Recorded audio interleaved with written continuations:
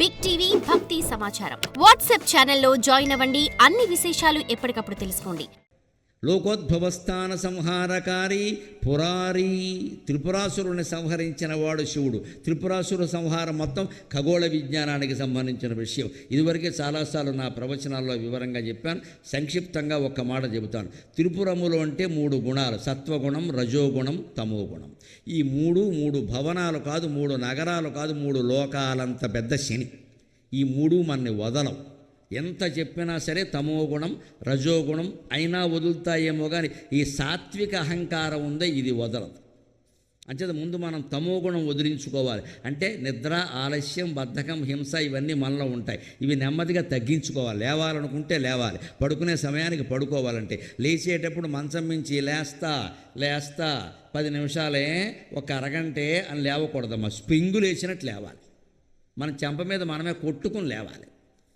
లేస్తా అని 10 నిమిషాలు పడుకున్నామంటే మన సమయంలో 10 నిమిషాలు పోయినట్టే లెక్క. ఎందుకు అలారం పెట్టుకున్నావు? లేవడానికా, పడుకోవడానికే? అలాగే హింసాత్మకమైన ఆలోచనలు, గొడవలు పెట్టుకుందాం, ఏదో చేసేద్దాం అనిపిస్తే కాస్త ఆగాలి. ఏమిటి దీనివల్ల కలిసి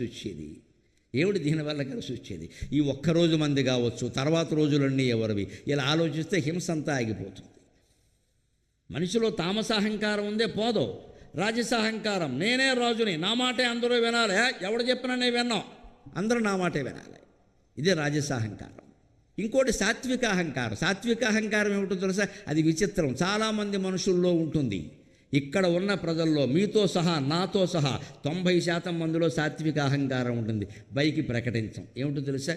గురువుగారు మీరంటే చాలా అభిమానం అండి, మాకు మీతో సెల్ఫీ కావాలండి. వద్దంటే మీతో కావాలండి, కుదరదండి, మీతో వద్దమ్మా, నేను కావాలండి. ఇదే సాత్విక అహంకారం. అభిమానం అనే పేరు మీద ఇబ్బంది పెట్టేస్తూ ఉంటారే. మా ఇంటికి రావాలండి, మా ఇంటికి రావాలి, ఈ ఊరు వచ్చి మా ఇంటికి రాకపోతే ఎలాగంటే మీకు మేము ఎంతో ఆప్తులం. మాలాంటి వాళ్ళకి ఆప్తులు ఉండరు. నేను మొహమాటం లేకుండా చెబుతున్నా. నాకు వేణుగోపాలస్వామి ఒక్కడే ఆప్తుడు, ఇంకెవరో ఆప్తులు లేరు. ఆయన రమ్మంటే తప్పకుండా ఆయన కాళ్ళ దగ్గర కూర్చుంటాను, పిలవక్కర్ల. ఎవరిని ఇబ్బంది పెట్టకూడదు. పిలవడం వరకు పర్వాలా, పిలుస్తాం, రానంటే వదిలేయాలి. ఇంక అదే పట్టుకుని వేలాడడం, అది ఎలాగైనా జరగాలని అనుకోవడం ఉందే, ఇదే సాత్విక అహంకారం. అలాగే గుళ్ళో ఫలానా పూజ, నేను ముందు రావాలి, నేను చైర్మన్ అయినా సైకిల్ మ్యాన్ అయినా చేసేది ఏం లేదు ఇక్కడ. ఇదే సాత్విక అహంకారం. నేను ముందు రావాలి, నాకు ఇవ్వకుండా అవకాశం మీరు ఇంకోటికి ఇస్తారేంటి? నేను ఎక్కడది? గుళ్ళోకి వచ్చేటప్పుడు నేను వదిలేసే గుళ్ళోకి రావాలి. చెప్పులు వదిలేసినట్టుగా నేను వదిలేసి గుళ్ళోకి రావాలి. చెప్పులు వదిలేసినట్టుగా నేను పట్టుకు వేలాడతామన్నమాట. నేను ఇంత ఇచ్చా, ఈ విగ్రహం నేను పెట్టా, ఈ గుడి నేను కట్టించా, ఇదంతా నేనే పెట్టా, నాకు ముందు అవకాశం. ఇలాగా అర్చకుల్ని ఇబ్బంది పెట్టి, దేవాలయాలను ఇబ్బంది పెట్టి, వ్యవస్థను ఇబ్బంది పెట్టడం ముందు సాత్విక అహంకారం. గమనించండి, మొహమాటం లేకుండా మాట్లాడుకుందాం. ఎంతమందికి ఉందో ఇది. నాకెందుకు గవర్నండేరు? ఏదో దండ పట్టుకొస్తారు గుళ్ళోకి, ఇది దేవుడికి వేయండి అంటారు. అర్చకుడు ఏమంటాడు? అవునమ్మా వేస్తాను అక్కడ, నేను ఉండగా వెయ్యాలండి. ఇది కూడా అహంకారమే. నువ్వు ఉండగా వేసి నీకు రసీదు ఇవ్వాలా? ఆ దండలోంచి కొంత పీకి ఆయన వేస్తానని చెప్పాడు కదా, వెళ్ళిపోయి ఒకరు నేను ఉండగా వెయ్యాలి అంటే ఆయన ఏమైనా కొట్టేసి అమ్మేసుకుంటాడేమో అని మనకు అనుమానం. భక్తి ఏమవుతుందంటే మొత్తం దురహంకారం కింద మారుతుంది ప్రతి చోట. ఇదే అహంకారం. ఇప్పుడు మీరు గమనించండి, త్రిపురాసురులు అంటే ఈ 3 గుణాలు. ఇవి 3 భవనాల, 3 మనుషుల, 3 భవనాల, 3 లోకాల. ఎవడి వల్ల అవుతుందండి వీటిని జయించడం? అందుకే శివుడి వల్ల కూడా మామూలుగా వెళ్ళి యుద్ధం చేయలేదు ఆయన. సర్వం సహా సముదయంబు రథంబు.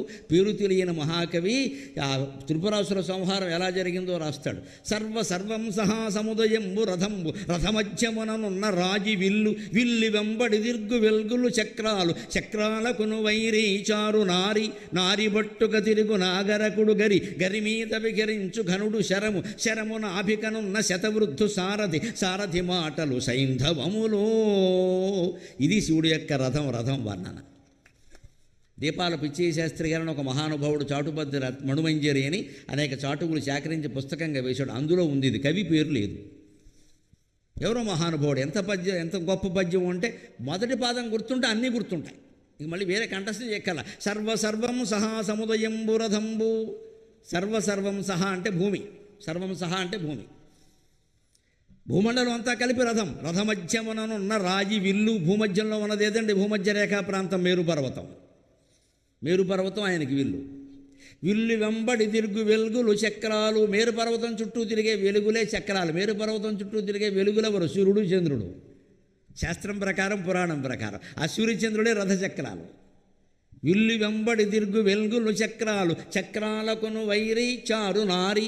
ఆ సూర్యచంద్రుడిద్దరికీ శత్రువైనటువంటి వాడెవరు? రాకువు. వాడు సగం పాము రూపం.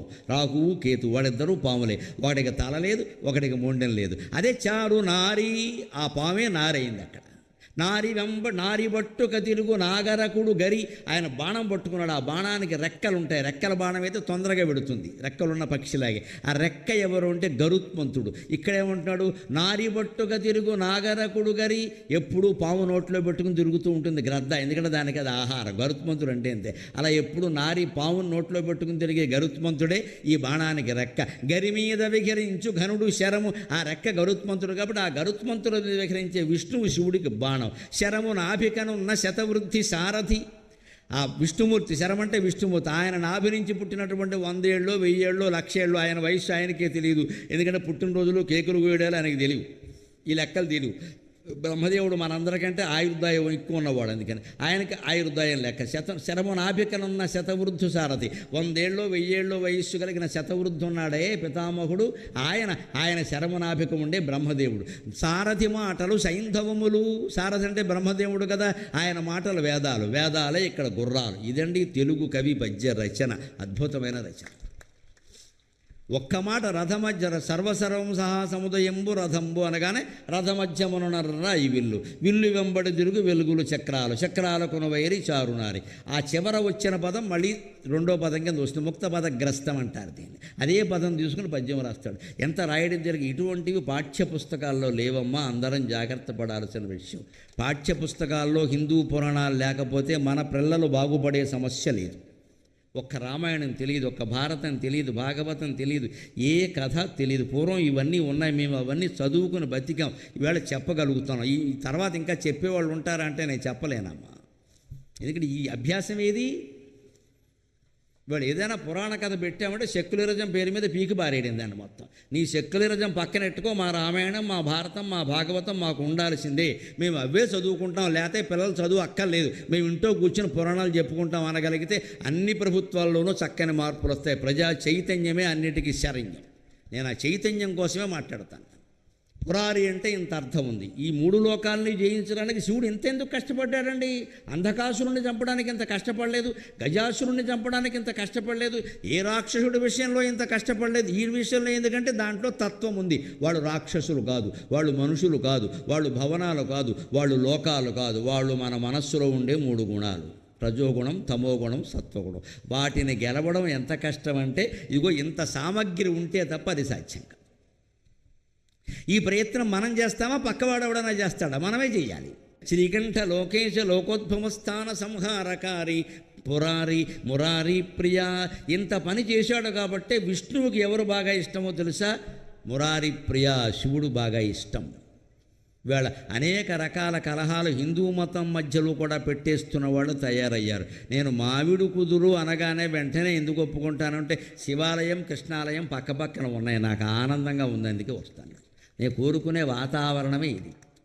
ఇందులో పైగా ఇద్దరికీ సమానంగా ఆంజనేయ స్వామి ఒక కాలు అటు ఒక కాలు ఇటు వేసేసి నేను శివస్వరూపుణ్ణి విష్ణు భక్తుణ్ణి ఇంత నిలువెత్తు విగ్రహాన్ని చాటి చెబుతున్నాడు మనకి. శివకేశవులు ఇద్దరూ సమానమనడం కంటే హిందూ మతం ఇంకెక్కడైనా ఉందా? ఆ శివకేశవుల మధ్యలోనే సమానత్వం సాధించలేకపోతే లోకమంతా సమానత్వం ఎక్కడ సాధిస్తామండి? మనం కొలిచే దేవుళ్ళందరూ సమానమైన మనం నమ్మలేకపోతే నేను పూజించే దేవుడే ఎక్కువ అంటే నీ అహంకారం ఇది. ఎక్కడ నీ అహంకారం పట్టుకెళ్ళి నీ దేవుడికి పెట్టు, ఆయనకేం లేదది, ఆయనకేం లేదు. దీనికి మళ్ళీ చిహ్నాలు, నామాలు లెక్క పెట్టేవాళ్ళు ఒకళ్ళు, పంచెలు లెక్క పెట్టేవాళ్ళు ఒకళ్ళు, చేతిలో పట్టుకున్న దండాలు లెక్క పెట్టేవాళ్ళు. ఇవన్నీ వీటన్నిటిని బట్టి ఎప్పుడు మతం ఉండదండి, వీటన్నిటి బట్టి ధర్మం ఉండదు. నువ్వు ఏకదండం పట్టినా తిరదండం పట్టినా 1000 దండాలు పెట్టినా అసలు దండం పెట్టావో లేదో దేవుడికి అనేదే లెక్క. ఈ భేదాలు హిందూ మతంలో పోతే తప్ప మనం బాగుపడమండి. ఈ రకమైన చిచ్చు పెట్టే ప్రయత్నాలు కూడా జరుగుతున్నాయి. అందుకే మురారి ప్రియ అన్నాడు నన్నయ్య గారు. విష్ణువుకి నీకంటే ఇష్టమైన వాళ్ళు ఏడయ్యా అన్నాడు. విష్ణువు ఎప్పుడు శివధ్యానం చేస్తాడు, శివుడు ఎప్పుడు విష్ణు ధ్యానం చేస్తాడు. ఆయన చెప్పాడు స్వయంగా, నేను శ్రీరామ రామ రామేతి అని అంటూ ఉంటాను. For more videos like this, subscribe Big TV channel.